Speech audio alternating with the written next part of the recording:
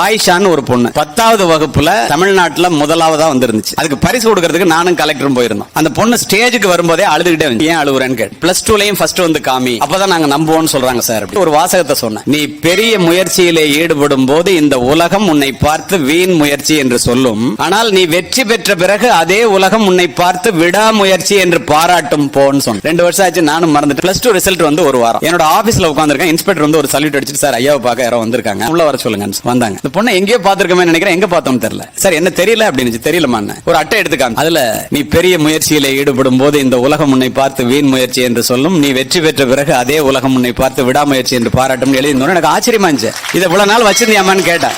நல்லா கேட்டுங்க. சரிம்மா எங்க வந்த அப்படின்னு அந்த அட்டைக்கு பின்னால இருந்து ஒரு சர்டிபிகேட் எடுத்துச்சு. தமிழகத்திலே முதல் முறையாக 10ஆம் வகுப்பிலும் 12ஆம் வகுப்பிலும் மாநில அளவில் முதலாவதாக வந்து சாதித்து விட்டு உங்களிடம் வந்திருக்கின்றேன் என்று கூறி, இன்னைக்கு அமெரிக்கால 7 லட்சம் ரூபாய் சம்பளம் வாங்கி ப்ரொஃபஸரா வேலை பார்க்குது. ஹஸ்பண்டும் ப்ரொஃபஸர்.